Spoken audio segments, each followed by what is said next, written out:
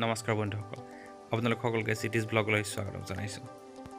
বন্ধুসকল, সন্মুখৰ ফটোখন দেখি বাৰু আপোনালোকৰ কেনেকুৱা অনুভৱ হৈছে? মাউতজনে হাতীটোক হেঁচি ট্ৰাকখনত উঠাইছে নেকি বাৰু? নিশ্চয় নহয়।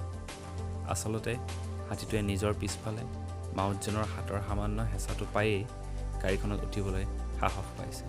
কাৰণ হাতীটোৱে অনুভৱ কৰিছে যে তাক গাড়ীখনত উঠাত সহায় কৰিবলৈ তাৰ পিছফালে অন্ততঃ কোনোবা এজন আছে।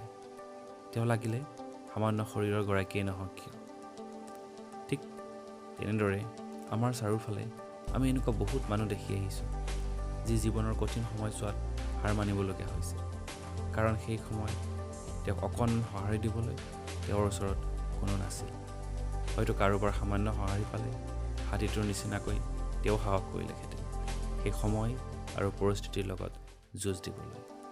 এনেকুৱা সময় আপোনাৰ মোৰ জীৱনলৈও আহিছে, যেতিয়া আমি স্বতঃস্ফূৰ্তভাৱে হাৰ মানিবলগীয়া হৈছে। আৰু পিছত আমি অনুভৱ কৰিছোঁ যে সেই সময়ছোৱাত হয়তো কাৰোবাৰ অকণমান সঁহাৰি আৰু সান্নিধ্যই আমাক পৰিস্থিতিৰ সৈতে যুঁজিবলৈ সাহস দিলেহেঁতেন। বন্ধুসকল, সকলোৰে জীৱনৰ গতি বেলেগ, সময় আৰু পৰিস্থিতিও বেলেগ। জীৱন যুঁজত কোনো কাৰো সহযোদ্ধা হ'ব নোৱাৰে। সকলোৱে নিজৰ জীৱনৰ যুঁজখন নিজেই যুঁজিব লাগিব। কিন্তু তাৰ মাজতেই কাৰোবাৰ এষাৰ মাত, অকণমান নিস্বাৰ্থ সঁহাৰি আৰু অলপ সময়েও জীৱনত বহুত ডাঙৰ পৰিস্থিতিৰ লগত যুঁজিবলৈ সাহস দিয়ে। ক্ষণস্থায়ী জীৱনটোত যদি আপুনিও কাৰোবাৰ সাহস বা প্ৰেৰণা হোৱাৰ সুযোগ পায়, তেনেহ'লে পিছ হুহুকি নাযাব।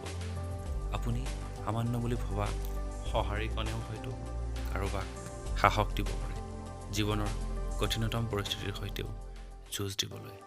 মানৱ জীৱনত ইয়াতকৈ ডাঙৰ প্ৰাপ্তিনো আৰু কি লাগে? বন্ধুসকল, আশা কৰিছোঁ কাহিনীটো শুনি আপোনালোকে ভাল পালে। এনেকুৱা ধৰণৰ প্ৰেৰণামূলক কাহিনীবোৰ শুনি থাকিবলৈ আপোনালোকে চেনেলটো ছাবস্ক্ৰাইব কৰি ল'ব। ধন্যবাদ।